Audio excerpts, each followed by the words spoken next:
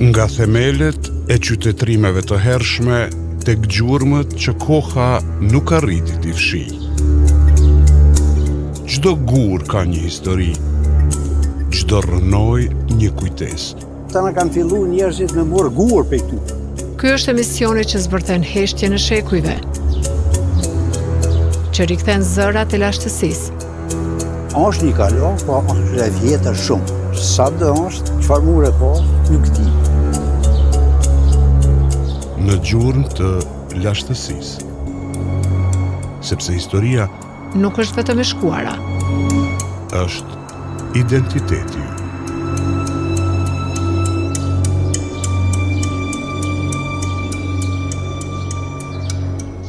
Në histori, shpesh gjejmë figura që nuk i përkasin vetëm kohës së tyre, por që vazhdojnë të na flasin edhe sot. Një ndërto është Konstantini i Madh, perandori që jo vetëm sundoi një nga perandoritë më të mëdha të botës, por edhe transformoi atë në një moment krize të thellë. Ai ishte një perandor romak me origjinë dardane. Konstantini i Madh ka lindur rreth vitit 272, 1754 vjet më parë në Naissus, qytetin e Nishit të sotëm, zonë e Dardanis.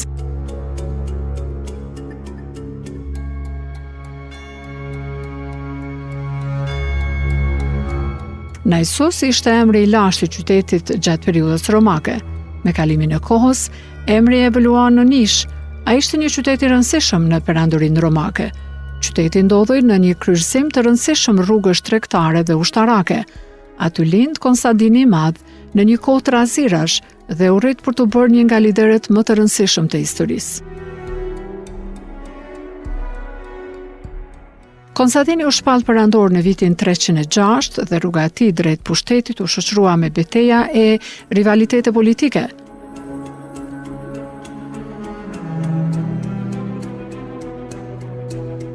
Sot sjellim në kujtesat histori për të krahasuar vizionet e liderëve që transformojnë vendet dhe i zhvillojnë ato në të mirë të njerëzve dhe shoqërisë. Doktor Ilir Culaj në Departamentin e Antropologjisë në Universitetin e Prishtinës e njeh mirë veprimtarinë dhe historinë e Konstantinit të Madh dhe thekson nevojën për të kthyer në kujtesë për të mësuar më shumë për Dardaninë dhe njerëzit e saj. Me të vërtet ka nevojë trajtohen tema të tilla, sidomos figura të tilla, personalitete të tilla si Konstantini i Madh, i cili ka qenë një prej personaliteteve më të mëdha të gjitha kohërave për historinë e perandorisë romake. Ai ka qenë një nga perandorët më suksesshëm të perandorisë romake dhe ka qenë me origjinë nga Dardania. Prandaj edhe ne si shqiptar, si pasardhës të lirëve të Dardanëve, kemi një lidhje emocionale me këto figura, të cilat kanë dalë nga këto troje.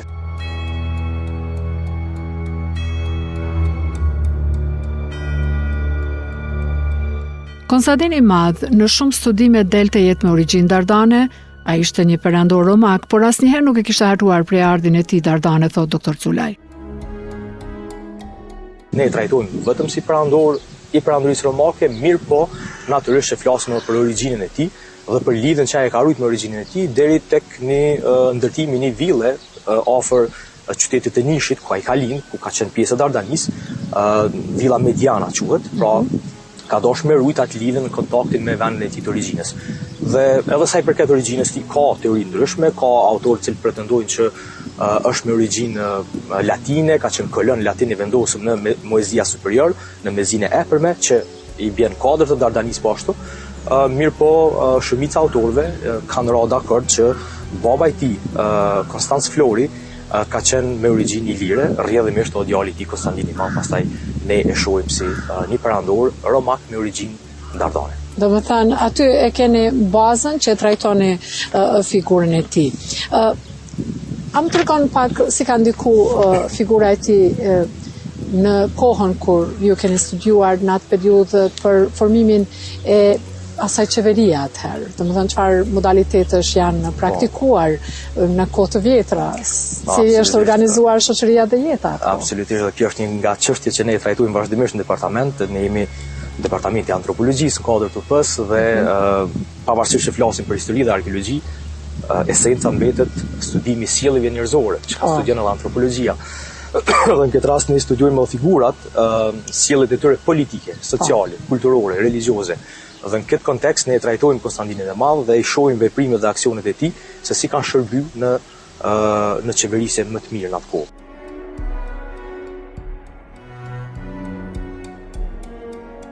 Konstantini i Madh nuk ishte vetëm një strateg ushtarak, përkundrazi, ai ndërtoi një vizion të ri për perandorinë. Me reformat e tij administrative, fiskale, ushtarake, ka arritur të vendosë perandorinë romake në një nivel tjetër të kohës, pavarësisht përballjeve me dyndje të ndryshme të asaj periudhe. Një nga sfidat më të mëdha ishte inflacioni. Pikërisht këtu ndërhyn Konstantini me një reformë vendimtare. Ai plason në treg një monedhë prejari, solidusi, që rikthen besimin në treg dhe u përdor për shekuj me radhë. Ishte një ndër reformat më të suksesshme monetare në histori.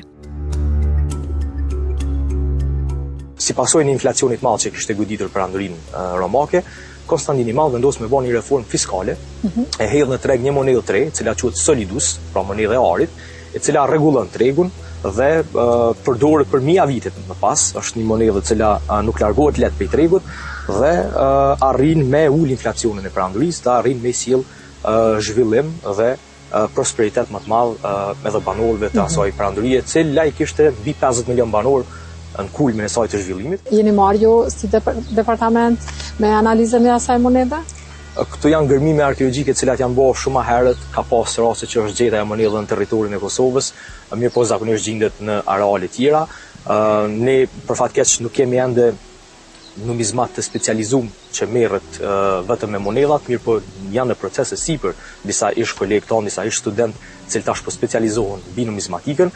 Këto monedha ne kemi përgatitjen bazike që ti analizojmë, ti studiojmë, një pjesë të koleksionit të monedhave kemi trashëguar qysh nga profesoresha ndjer tashmë Edi Shukriu, të cilat janë në koleksionin e Fakultetit Filozofik. Pra ne kujdesemi që studentët tonë të arrijmë m'ia mësu aspektet bazike për leximin, pikëpari pastrimin e një monedhe, dokumentimin, pastaj leximin, interpretimin dhe analizën, sepse secila monedhë pjesën mbrapa ka një mbishkrim të vogël ku tregon disa informacione rreth titujve që i ka pas perandori. Kemi ikonografinë po ashtu që trajtojmë kodet monedhës, sepse zakonisht e kemi simbole të fitores, kemi simbole të ndryshme në ato monedha, mirë po kemi edhe portretin e perandorit. Dhe kjo është mënyra si ne arrijmë me i kuptu cilat monedha janë, dhe për ne si arkeolog monedhat janë jashtëzakonisht të rëndësishme, sidomos në kontekstin arkeologjik, sepse gjatë kërmimit në zonat të ndryshme arkeologjike monedhat janë një mundësi shumë e mirë për me datu. Si kishte kuptuar, si kishte ndodhur ai inflacion atë kohë? Ç'është është kuptuar që ka pas inflacion? Po, inflacioni ka ndodhur si pasojë krizave të ndryshme ushtarake, politike, lufta për pushtet ka ndikuar shumë. Do të thënë edhe atë botë. Absolutisht edhe në atë botë. Ka pas një periudhë kur ne hym gradualisht në këtë sistemin e tetrakisë, cilin e vendos Diokleciani, perandori po ashtu me origjinë ilire, dhe ndrohen shpesh perandorët. Është një sistem që i kemi 2 Cezar, 2 perandorë dhe 2 August, bashkë perandorët e tyre.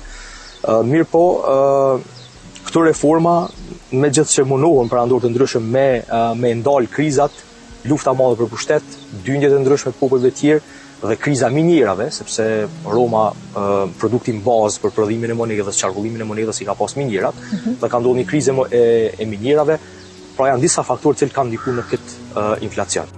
Profesor, sa ka pas në nivel shkollimi atëherë për me ditë me i bë këto politika?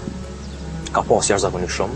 Konstantini i Madh pikëpari është kujdes që me bën një lloj formimi intelektual. Baba i tij ka qenë një general i jashtëzakonshëm, i cili ka udhëheq legionet në York të Anglisë dhe ka qenë perandor për një vit, edhe baba i vet Konstantinit të Madh. Prandaj legionet të cilat kanë qenë kontrolluar nga baba i Konstantinit të Madh e kanë shpall perandor mandej djalin e ish generalit të tyre, Konstantinit të Madh në këtë rast. Dhe gjatë kohës sa baba i tij është marrë me veprimtari ushtarake, është kujdes që djali i tij, Konstantini i Madh këtë rast, të ketë një përgatitje të madhe intelektuale, me mësimin e gjuhëve të kohës. Latinishtës, greqishtës, gjuha e tij ka qenë ilirishtja. Mirë po ka mësuar gjuhë tjera dhe ka pas aftësi, ka mësuar rreth filozofisë, rreth artit ushtarak, pra është përgatit intelektualisht për me ardhë edhe për me zhvillu politika mandej rreth Romës.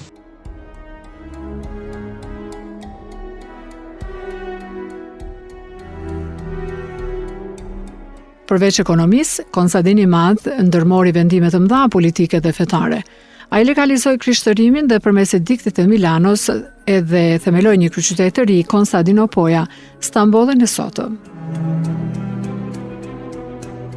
Konstantini i Madh e lejon krishtërimin, është perandori i parë i cili lejon krishtërimin dhe ky është një hap jashtëzakonisht i rëndësishëm politik dhe religios, kisha me thonë. Për shumë autor, Konstantini i Madh është edhe perandori i parë i cili konvertohet në krishtërizëm dhe pastaj në kuadër këtyre veprimeve religjioze, një veprim jashtëzakonisht i rëndësishëm tjetër që duhet me përmend është Koncili i Nikes i vitit 325, që organizohet nga Konstantini i Madh. Pra e lejon krishtërimin, e organizon krishtërimin. Në Nikea mblidhen të gjithë i peshvënit e vendeve të ndryshme ku veç ishte përhapur krishtërimi më të madhe, dhe kryetari i asaj asambleje e cila zgjat me muj është vetë perandori, vetë Konstantini i Madh. Pra një dardan është ai i cili e lejon krishtërimin dhe ai i cili e organizon krishtërimin. Do të thënë ka pas vizion. Ka pas vizion të jashtëzakonshëm sepse popullata e perandorisë veç kishte filluar me u konvertuar më të madhe në krishtërizëm dhe ky thjesht e përqafon, është edhe veprim politik, nuk ka të bëjë shumë me vetëm aspekte religjioze, padyshim që është veprim politik sepse don me majtë në kontroll pjesën e popullsisë e cila veç është e konvertuar në krishtërizëm. Pastaj, në kuadër veprimeve të tij është si kuriozitet, ndoshta më shumë me thonë, e diela, që është ditë pushim sot e kësaj dite, vjen prej një dekreti nga perandori Konstantini i Madh, sepse në momentin që atëherë mund ta ketë këtë datim, sepse lidhet me aspektet e krishtërimit. Pra, në momentin që ai e ka pranuar dhe ka liu krishtërimin, ka vendosur që dielën me shpall ditë feste, ditë pushimi, dhe sot e kësaj dite qëndron si e tillë. Pra, themelimi i Konstantinopolës, lijimi i krishtërimit, reformat fiskale, politike, ushtarake, ai bën reforma të jashtëzakonshme ushtarake, duke e bërë një sistem komplet ri të ruajtjes së Konstantinin e Madh si një strateg politik, më shumë apo si strateg ushtarak? E shoh Konstantinin e Madh edhe si strateg ushtarak, pikës pari, edhe si strateg politik, sepse në sistemin e Romës atëherë askush nuk ka mujt me pas suksese politike, pas suksese ushtarake. Pra, kursus honorum që ne e quajmë karriera e nderit ose karriera politike në Rom ka filluar nga ushtria, nga questura. Questura është hapi i parë që i mundson një individi me ecë drejt karrierës politike. Dhe ky fillimisht ka ndërtuar një karrierë të jashtëzakonshme ushtarake, pastaj ka vazhduar me aksionet e tij politike. Pra me një fjalë është një gjeni politik, një strateg ushtarak, edhe një personalitet vizionar i cili ka arrit me e rikthy në kulmin e saj perandorinë romake, cila kishte filluar me pas disa kriza dhe disa rrëmje, dhe i cili ka arrit me ja vazhdu jetën edhe për shumë shekuj tjerë.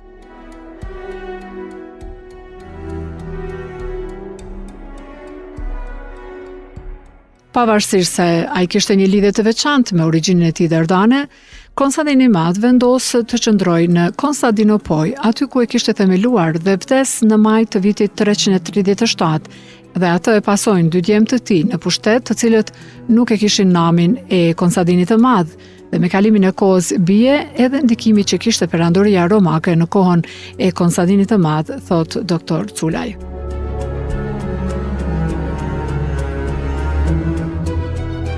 Po, ku gjendën gjurmë të asaj kohë më shumë? Çfarë literature ka? Jorku është si simbol, aty kemi një skulpturë të madhe të perandorit Konstantini i Madh, sepse aty është shpallë perandor dhe prej aty ka filluar veprimtaria e tij politike. Mirë po literaturë kemi qysh nga burimet antike, autorët antik flasin për veprimtarinë e Konstantinit të Madh, dhe pastaj kemi edhe nga historiografia moderne. Me një numër i madh i autorëve sot kanë shkruar libra merren me jetën dhe veprimtarinë e Konstantinit të Madh, dhe për me qenë ma objektiv dhe në trajtimin që ja bojmë kësaj figure historike, zakonisht konsultojmë literaturë të huaj, literaturë të autorëve anglez. Është një autor tjetër që e përmenda më herët, Noel Lenski, e kemi Robert Turkan, i cili merret po ashtu shumë me jetën e tij. Kemi Kienas, një autor tjetër gjerman i cili merret me historinë dhe me jetën e perandorëve që flet për Konstantinin e Madh. Pra kryesisht përdorim literaturë ndërkombëtare, në mënyrë që kemi sa më objektiv trajtimin që ne ja bojmë kësaj figure. Perandoria romake ka pasur një shtrirje të gjerë me një sipërfaqe prej rreth 10 milion kilometër katror, me një popullat rreth 50 milion banor, kurse Roma kishte 1 milion banor si kryeqytet. Një perandori gjigante të cilën e kanë qeverisur 10 perandori lirë përveç Konstadinit të Madh. Profesor Culaj thot se ka qenë një format i ngjashëm me Bashkimin Evropian të sotëm. Prandaj unë thamë është një lloj sistemi i Bashkimit Evropian, sepse është sistemi i parë një lloj globalizmi, sepse në Rom, pavarësisht origjinës, përkatësisë etnike, ke mujt shumë lehtë me i rrimaja politike dhe ushtarake, sepse ka qenë pushtet i decentralizuar, sidomos pas shekullit dytë e tutje. Pas e dikut e Karakallës. E kanë pas po atë nevojshme këtë decentralizimin e pushteteve. Po absolutisht, për shembull perandori Karakalla, në vitin 212 e shpall një edikt që quhet edikti i Karakallës, që i jep lirinë dhe qytetarinë, si më thonë, jep pasaportën romake të gjithë banorëve të lirë të perandorisë. Ky është ai hapi i madh që fillon decentralizimi i Romës, po të gjithë provincat, edhe provincat ku kanë jetuar Dardanët, Ilirët, Galet, Hispanikët, në gjitha pjesët e perandorisë, automatikisht me këtë dekret bëhen banor të barabartë të perandorisë romake.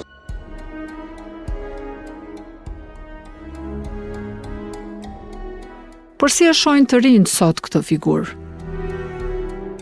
Besim Gashi, student në vitin e 2 të studimeve në antropologji në Universitetin e Prishtinës, thotë se një figurë si ajo e Konstadinit të Madh do të ishte frymëzim për të rinjt sot.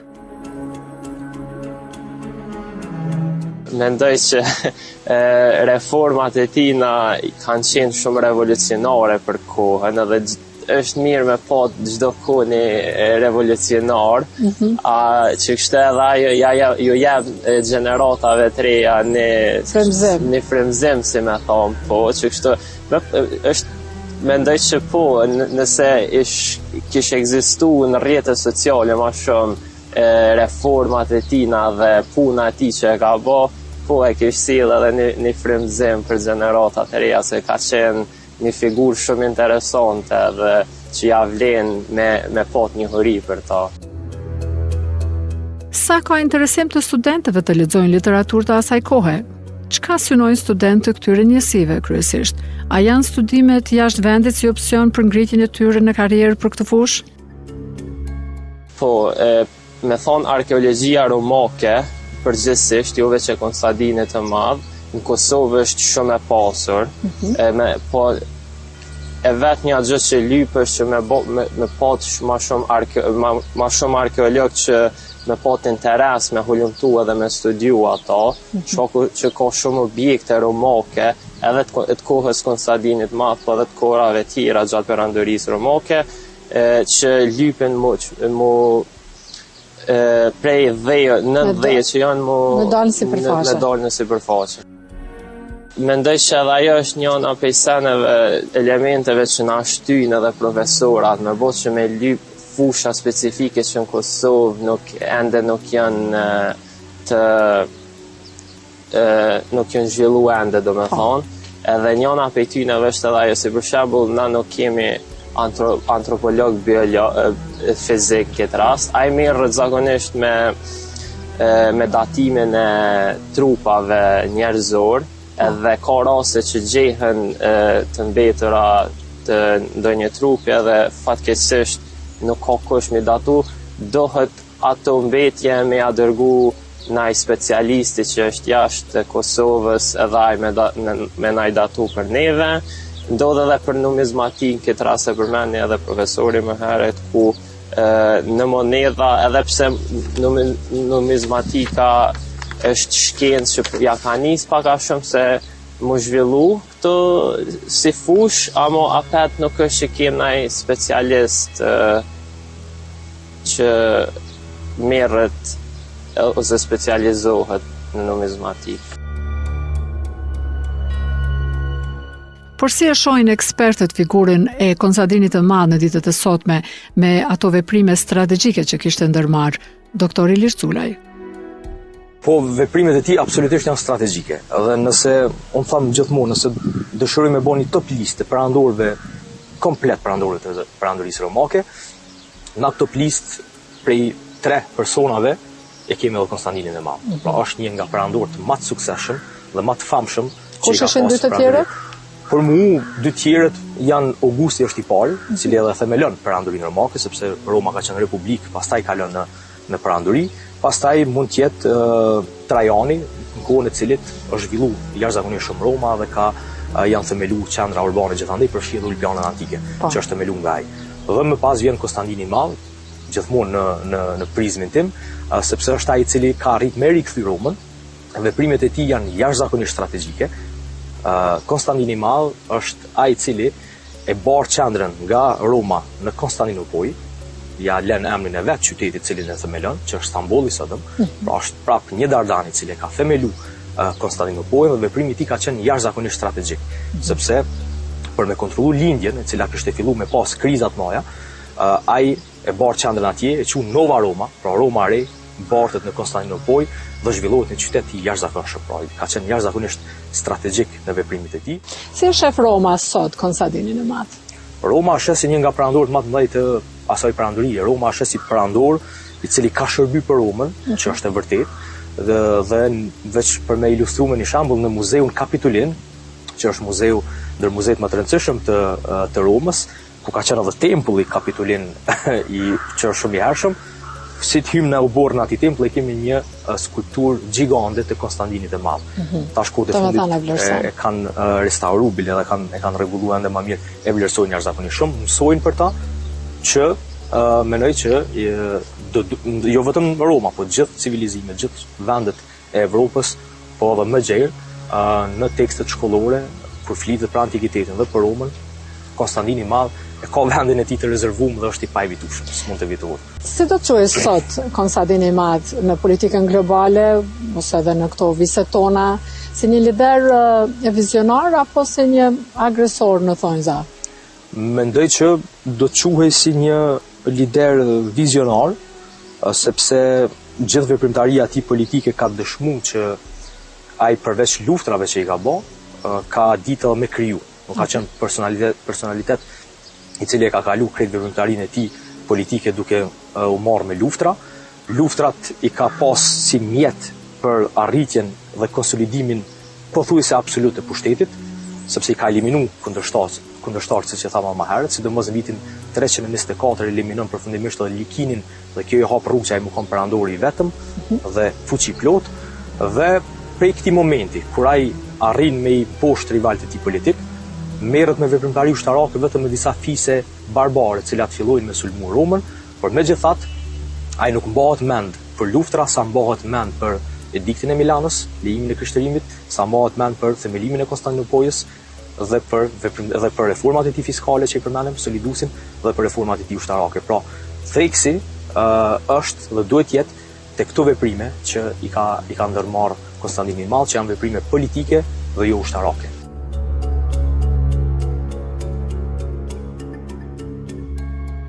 Interesimi për historinë dhe arkeologjinë mbetet i rëndësishëm për të kuptuar rënjet tona dhe zhvillimin e shoqërisë, dhe këtu kthehemi tek pyetja kryesore. Në një kohë kur përballemi me inflacion dhe sfida ekonomike, a do të na duaj sot një Konstantin?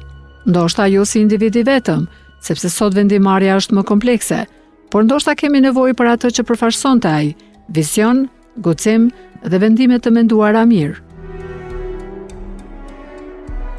Historia e Konstantinit të Madh na mëson se edhe në kohë më të vështira është e mundur të ndryshosh drejtimin e një perandorie, dhe ndoshta në një formë tjetër, këto janë pikërisht cilësitë që na duhen edhe sot.